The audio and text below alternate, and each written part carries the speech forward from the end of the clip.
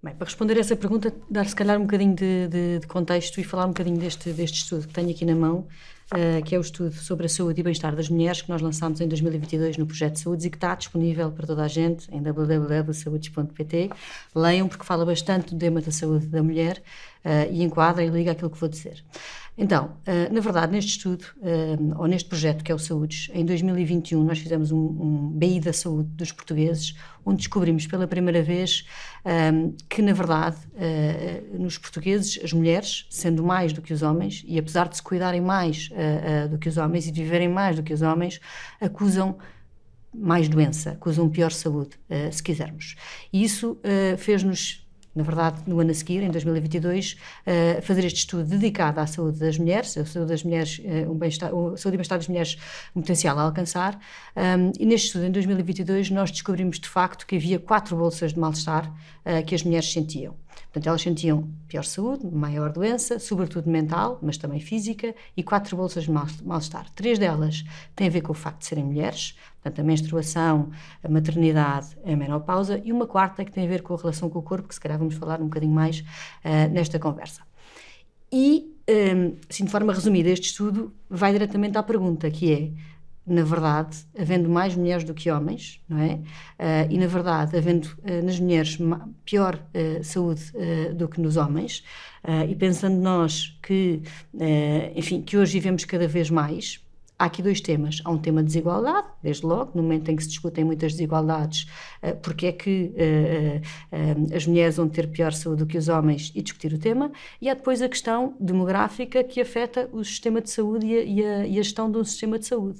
Ainda hoje saiu no The Guardian, nem de propósito, é citar uma revista que se calhar é desconhecida da maior parte das pessoas, que é a Lancet, mas que é uma revista de medicina, uma revista científica, onde exatamente abordava este tema, e abordava num contexto de gestão e de estratégia de sistemas de saúde, se quisermos. Pelo facto de termos mais mulheres a viverem mais tempo do que os homens e que elas têm pior saúde, mais doença, isso afeta a forma como nós gerimos todos os sistemas de saúde.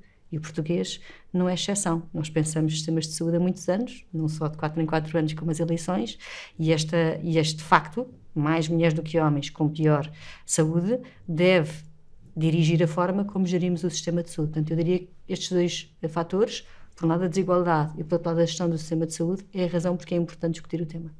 Não é opinião, é facto, não é? É facto, é história, é religião, é cultura. Se calhar desde os tempos da Bíblia, em que havia 2 textos que explicavam a geração da humanidade, e é escolhido aquele que é mais ingrato para as mulheres, e é esse que é seguido.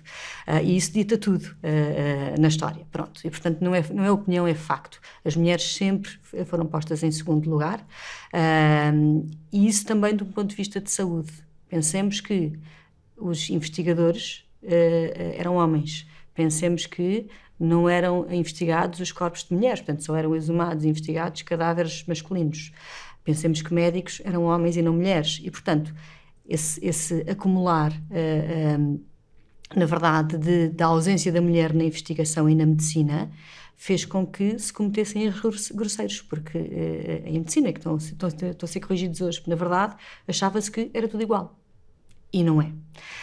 E, portanto, felizmente, nos últimos anos, e de alguns anos para cá, isso tem vindo a ser corrigido. Há ainda um grande caminho pela frente, mas sim, é um facto, não é uma opinião, é um facto. As mulheres sempre tiveram um papel muito, muito secundário na medicina e na saúde, e isso é algo que devemos combater. Deu-nos anos de atraso, seguramente, deu-nos anos de atraso, deu-nos muitos erros, deu-nos uma má compreensão das coisas. Enfim, deu-nos de um ponto de vista social o estigma que temos hoje e o tabu enorme que temos hoje, e que temos que ser muitos a combater. Eu sou do tempo em que as mães não falavam muito com as filhas sobre estes temas. Eu acho que nem sequer com os maridos, e portanto tenho para a minha mãe uma distância aos temas que não quero que as minhas filhas tenham.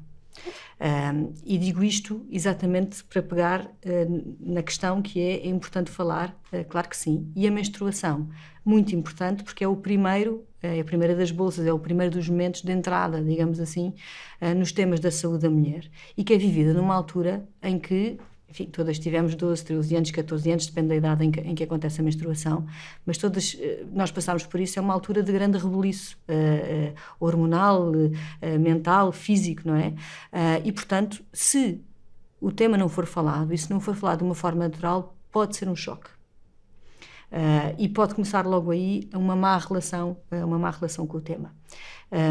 Mas essa má relação é histórica. Se nós pensarmos, na verdade,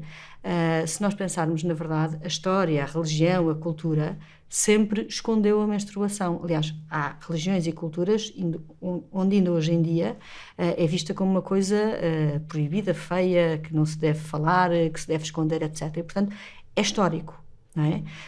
Se pensarmos também, não há muitos anos que a publicidade dos anúncios aos pensos higiênicos tinha um líquido azul, não é? E saíam borboletas e flores. Hoje em dia já não é assim. Portanto, já se evoluiu. Mas evoluiu-se muito recentemente. O tema da menstruação sempre foi um tema escondido. Aqui há poucos anos fez-se um estudo a nível europeu, onde se estudava, uma das coisas que estudava era os eufemismos que eram usados para a palavra período. 5.000 eufemismos, portanto, isto, 5.000, portanto, em vários países, há 5.000 formas de chamar o período que não período. A minha avó chamava-lhe incómodo, por exemplo. Oh filha, estás com incómodo. E, portanto, isto era escondido, não é? E esse esconder, esse não ser natural, o ser de alguma forma vergonha, feio, sujo, etc., é o que dita a má relação que temos com a menstruação, ou a relação que não é tão certa quanto devia. E, portanto, falar sobre isso é a forma certa de acabar com o tabu. 63% das mulheres mudam as vidas delas no momento de menstruação, e 27% dizem que o que sentem é normal, sendo que 27% delas têm 3 ou mais sintomas, ok? Portanto, conviver com esta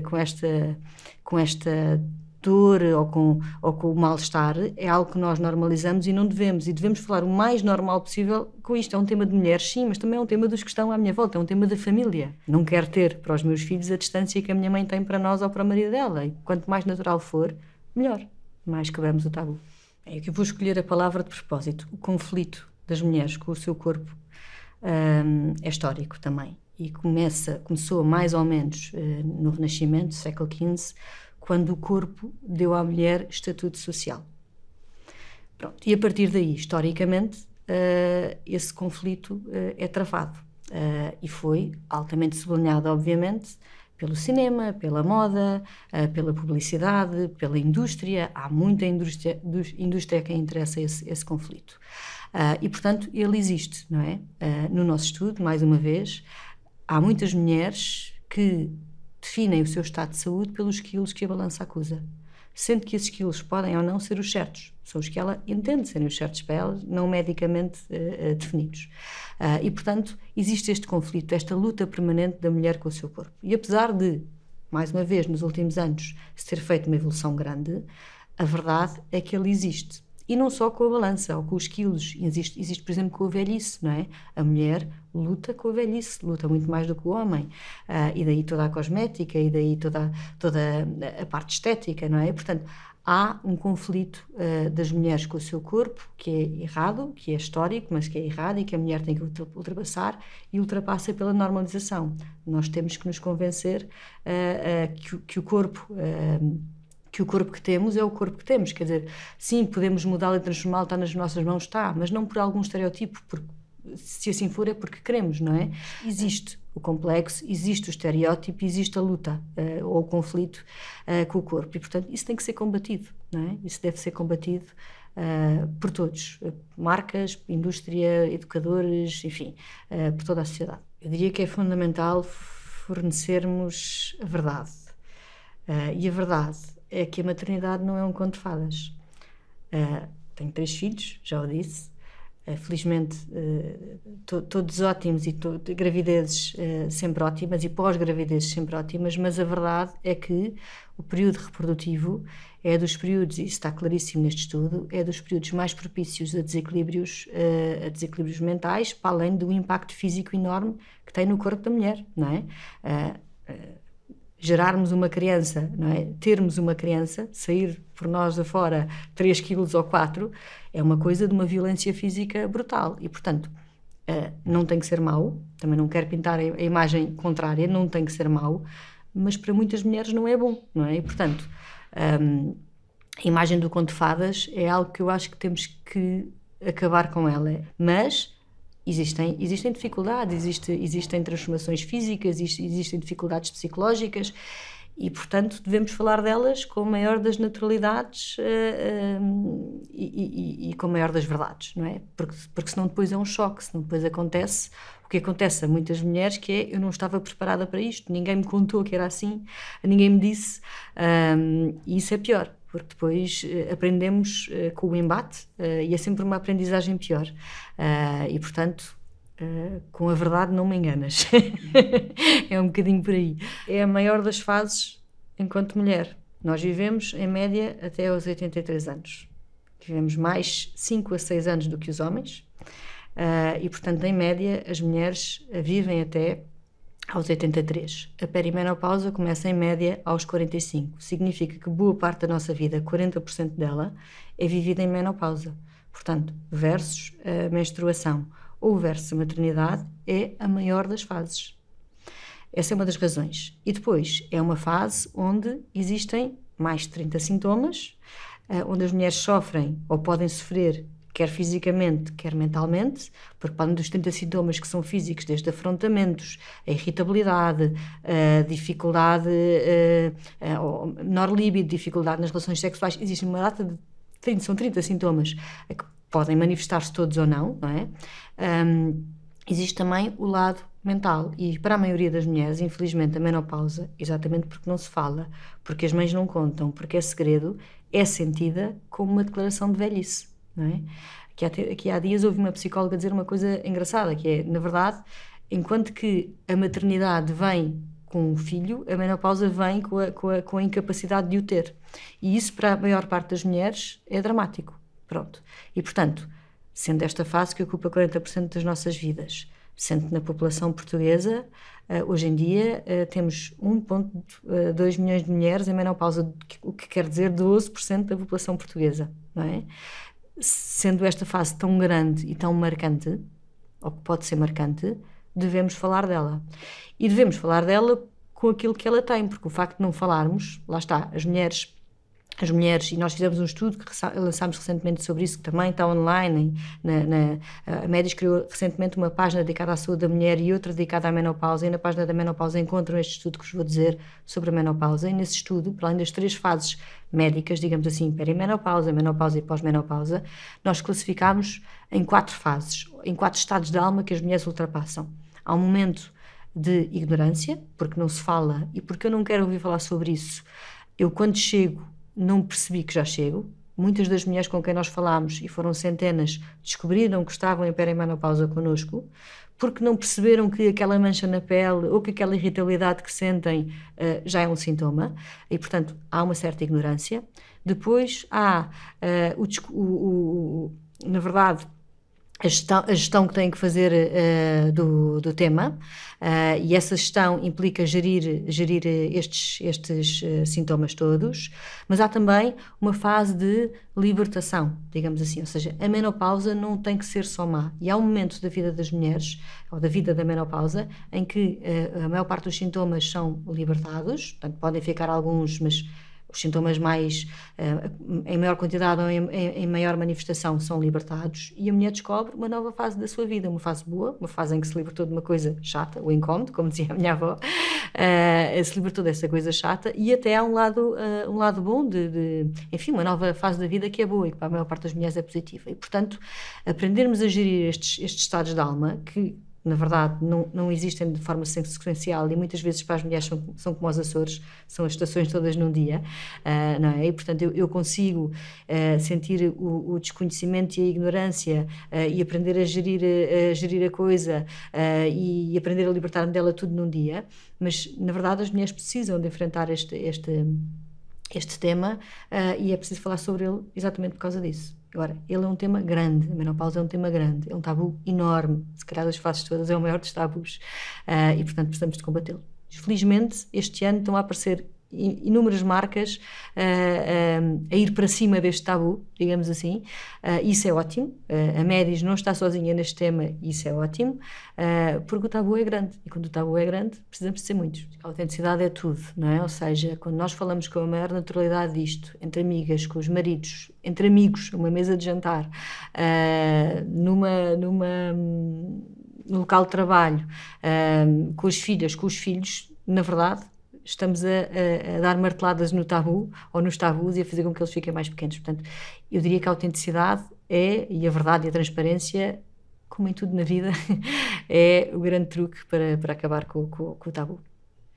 A Médis, a forma como aborda isto enquanto seguro de saúde, é uma forma holística e muito natural desde a sua origem. Portanto, a Médis foi fundada, nasceu em 96 e desde o princípio que a maternidade é uma das razões para se fazer um seguro de saúde. Ainda hoje. É normal, se calhar aconteceu-nos a nós, acontece a muitas mulheres, quando pensam em ter um filho, mulheres e homens, a primeira coisa que pensam é, se calhar tenho que fazer um seguro.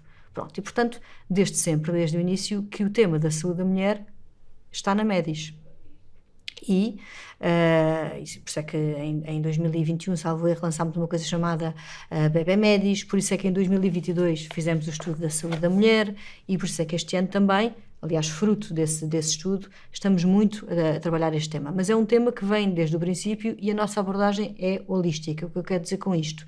Na verdade, nós temos para a saúde da mulher, ou tentamos dar à saúde da mulher, toda a componente física, de medicina, digamos assim, mas também do bem-estar, que é preciso para a saúde da mulher. E, portanto, é um tema ao qual estamos atentos.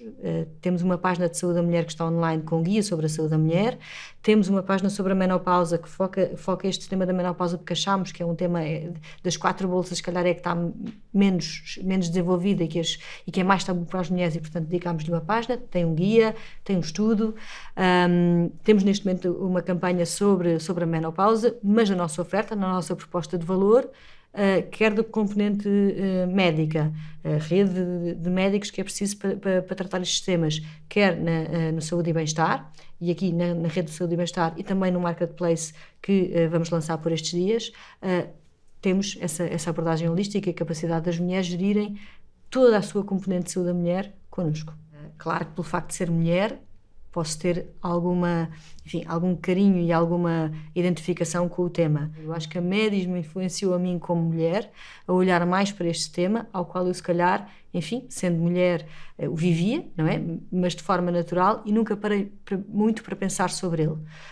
E a Médis ensinou-me, de facto, a pensar, a questionar, a ir à procura e a tentar encontrar respostas para outras mulheres como eu.